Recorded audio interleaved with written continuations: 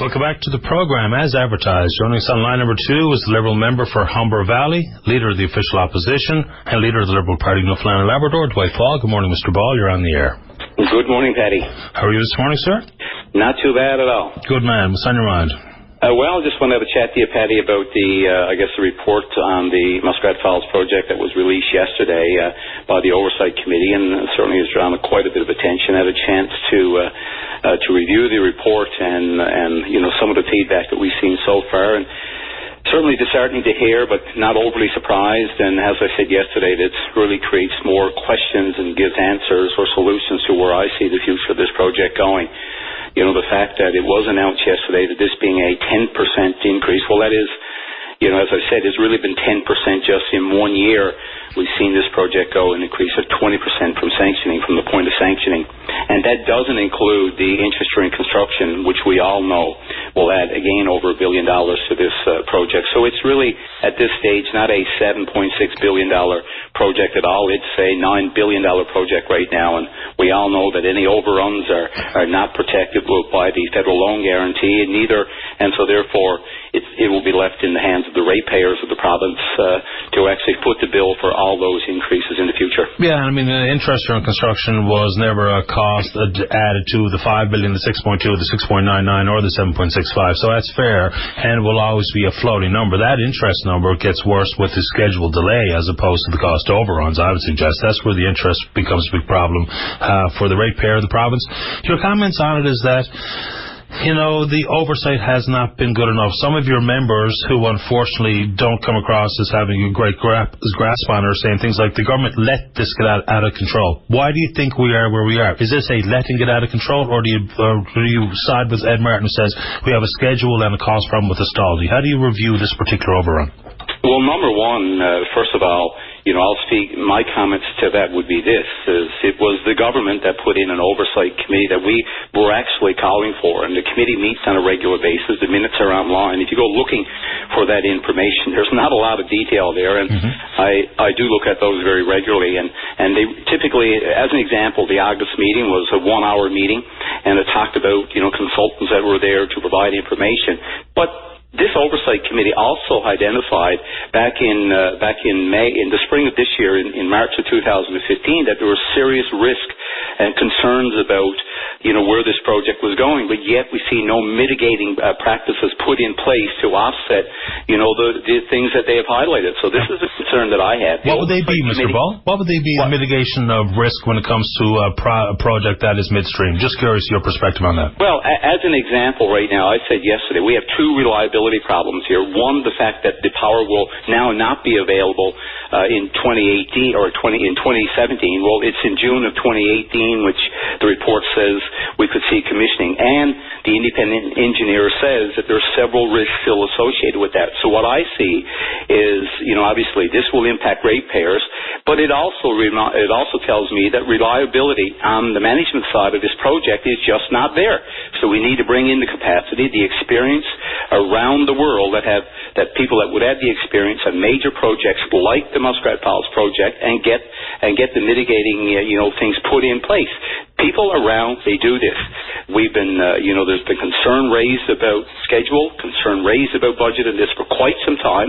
But in actual fact, when you look at the progress on this project, there's a lot of emphasis put on the work of the stalling. But in the last few months, we've seen the Labrador to Island transmission line, which is also a $3 billion cost. The costs there have gone up 10.9% and beyond schedule. It's just not a contractor. We often hear about the problems with the stalling, but every single component of this project, right down to the turbines and the generators that are being built offshore, are behind schedule. So we need to put in the mitigating things in place to make sure that we can get this back on track, because if not, it's the ratepayers, as I say, and you've often said, will actually pay the bill for this. Oh, yeah, I'm getting the bill. I know that, and that's what worries me more than anything, to be honest with you, as opposed to anyone's job, the competency, the review of their professionalism. That's all secondary to me. The powerhouse is the big problem. You make a fair point on the transmission lines, and that's also a legitimate point to bring up, and oversight is required. But when you talk about risk mitigation at this point, haven't the horses left the barn? Paddy, listen, we're into this project. We should have been 50% there on the powerhouse. So the procurement and the construction piece of this project, if you look at the oversight report, has gone up 12%. That's just in the last year. So right now, I agree with you. There are $5 billion in commitments, and there's over $5 billion in commitments on this project right now. It's a lot of money. Keep in mind that one thing that never gets discussed when people ask about shutting this project down. Well, let's not forget that we have a commitment here to Emera contractually to supply power. And so right now, if we shut this project down, let alone there's over $5 billion in commitments here, how are we going to honor that contract? Well, there's no shutting it down. I mean, and I haven't heard anyone put forward a legitimate perspective on how you approach that, the dollars and cents, the contract with Emera, and the like. Let me ask you a question about the Emera piece, because I think that's interesting and some unknowns surrounding that. People talk about the delay in power to 2018.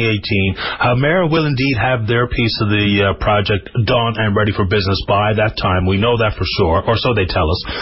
Is there a financial penalty if we can't deliver power in 2017? Because the way the agreement reads is a heads-up of 30 days required for commencement, and once we've satisfied provincial and native requirements of power. Do you know if there's a financial penalty if we delay the power? I can't see it in the reference when I reference the agreement. What is your understanding? Well, what I understand here, there's a partner with Emera that will expect power once they make that investment. We all know that if there's the shareholders of Emera, they will expect power once they are in a position to receive power. I do understand that within the terms of the contract, there are conditions around why you could expect delays, as an example. But when we heard yesterday that, Mr. Martin said that if indeed we experience problems on the island, and that's the reliability issue for the province, that what we could do is use recall power. Well, let's not forget that recall power right now that's being sold is a source of revenue for this province. So then what will happen then is we will experience less revenue from the recall power that we would have, simply because we're going to use that for the reliability on the island. So there are all kinds of issues here, some surrounding Emera. How long would Emera go under the contract? What could they do within that contract based on the investment that they've made? And, what is causing the delays of them being in a position to receive power? I've also been told or have the understanding that there would be, that in some cases, if conditions are not met, well, we would be, or Nalcor would be on the hook to actually help subsidize or help find power from other sources to meet the contract demands of Emera.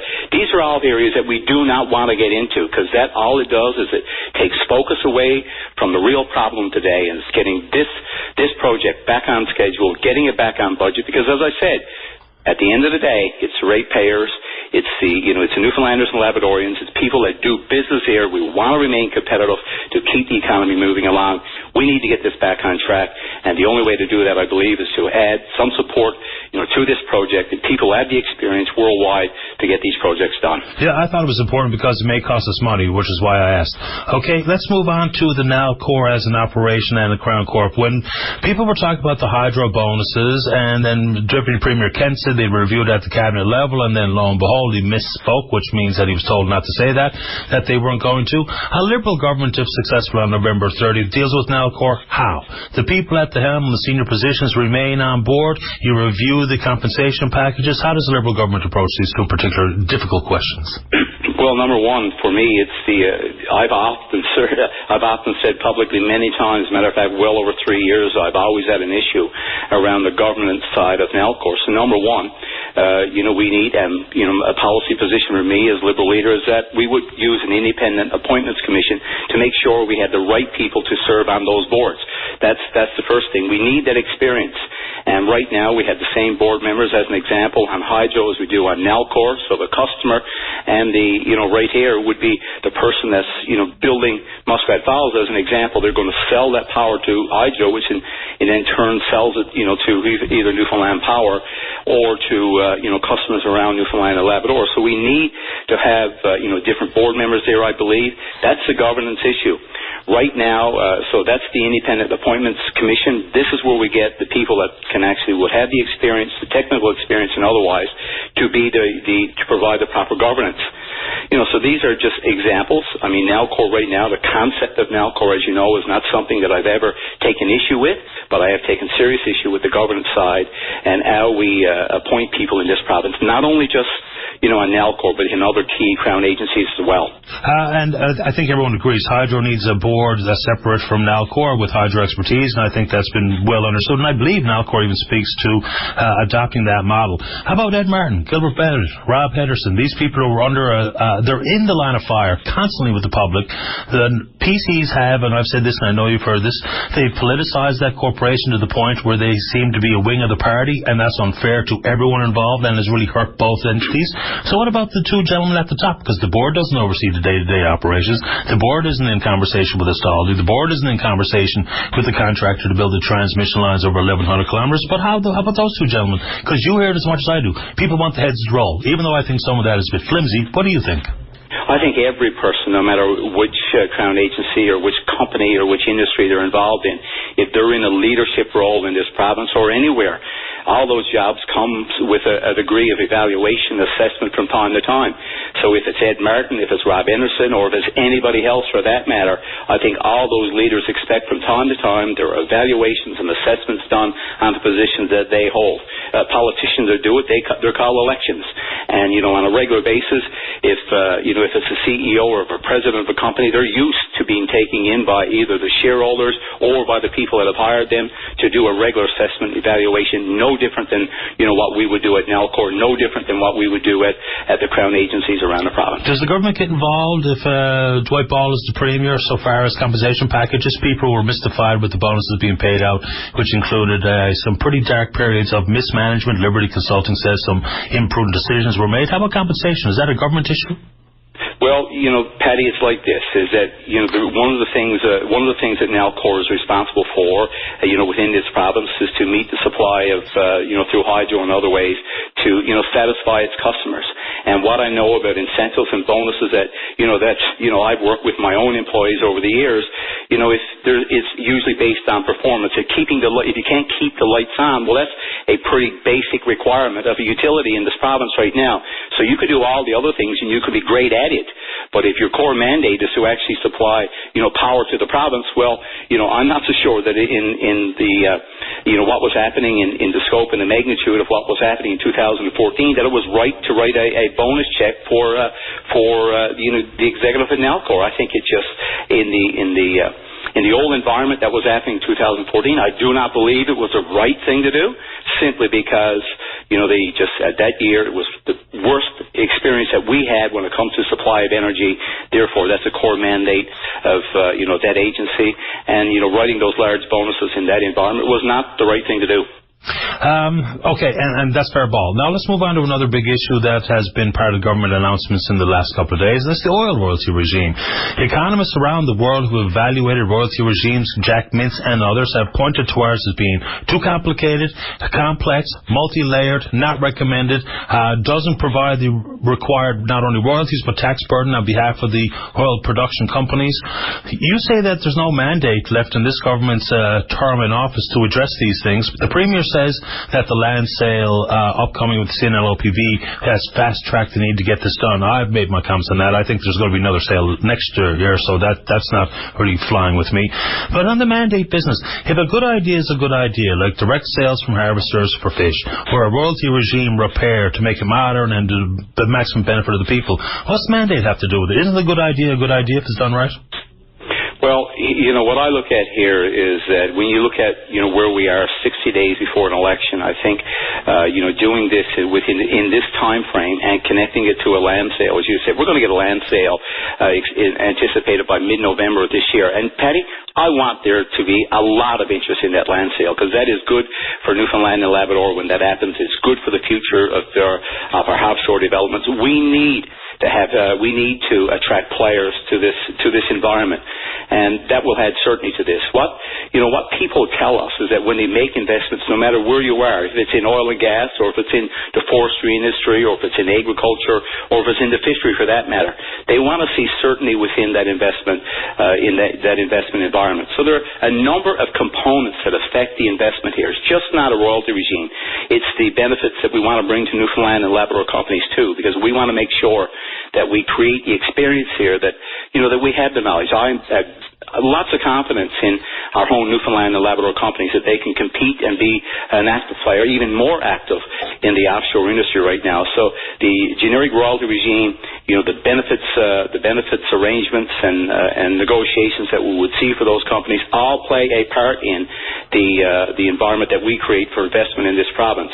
With 60 days left in the mandate of this, some would argue that the mandate was over around the 26th of September, when really what we've seen here now is we're almost in overtime to some degree, to use a sport analogy, simply because there was elections NL needed more time, and there was a federal election ongoing at the same time. So making major announcements that would affect signed agreements that would affect the next 50 years of this province so late into a mandate, I don't think that's the appropriate thing to do right now, and I think that you need a mandate to be able to do that.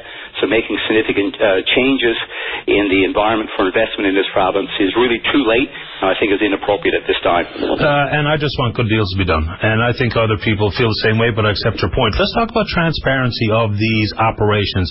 Nalcor falls outside of the access to information laws and even the new ATIPA law. They fall outside the tendering process that is available to every other business doing contractual work with the province of Newfoundland and Labrador. Does it change under you? Do they get brought into the fold for ATIPA as we realize it for the other companies?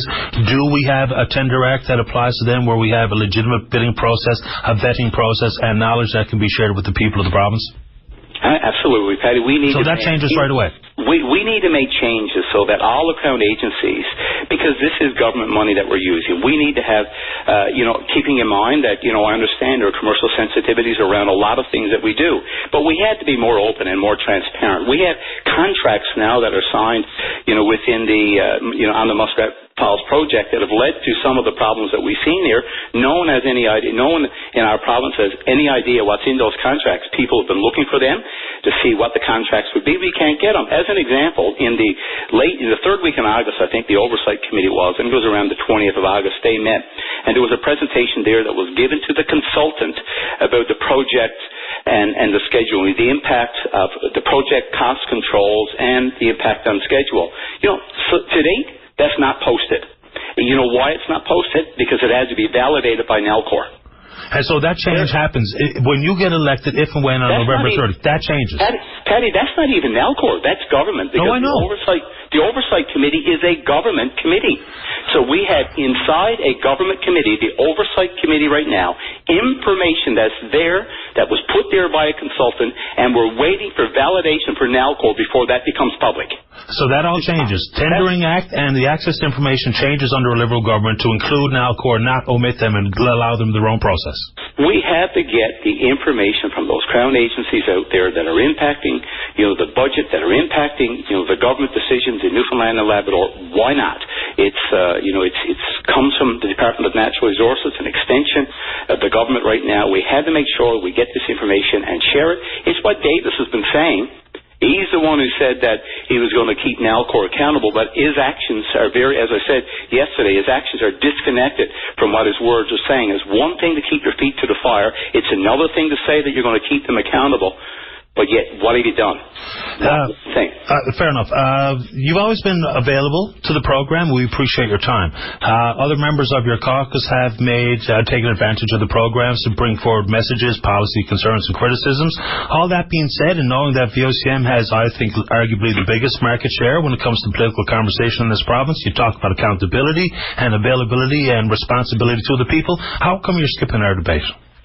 Well, Patty, we've got requests in right now for well over 20. And by the way, I'm glad you brought this up this morning because we are doing, I think it's 8 or 9, maybe even 10 either forums or debates right now, during from now till the election. So there's quite a number, more than, I think we've ever done in the past. Typically there's been one debate that was normally done by NTV. The VOCm debate, from what I know of it, it's going to be on the same day as the CBC televised debate that night. Our schedule for during the election is intense, I will tell you.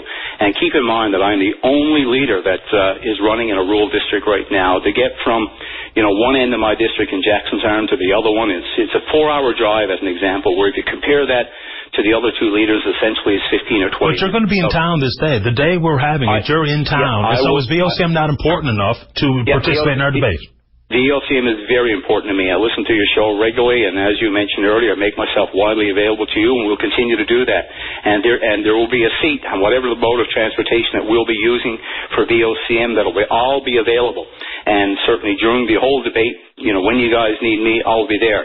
We are doing, as I said, right now, 8 or 9 forums and debates between now and the election. So there's quite a number. And one thing that I want to do is make sure that instead of going from studio to studio, part of our campaign has to be around going from community to community, town to town, meeting with Newfoundlanders and Labradorians where they live. So that's important to me too. And with over 20 requests in right now for debates and public forums, we're up to about 8 or 9, as I said right now. That's quite a few, more than anyone have ever done in the past. I have no idea what the other leaders are doing, if they are participating in all the 8 or 9 that I'm participating in. Couldn't tell you. I know there is one in my own district, and I could never forget that I had to spend more time in Humber-Gross-Moran asking people to support me. It's a very big district, as I said right now. I'll be doing a debate within the district as well, because it's one that I've always done. So there'll be lots of debate times, and certainly VOCm will have lots of opportunities to speak with me and ask me whatever questions they want, just like we're doing this morning. So I always do appreciate and enjoy the conversation, sir. We respectfully ask you to change your mind and reconsider. We'll have a podium and a microphone available for you, and good luck on the campaign trail, Dwight. Appreciate your time this morning. Always, Paddy. Thank you very much. Okay, bye-bye. Dwight Ball, Liberal member for Humber Valley, leader of the official opposition.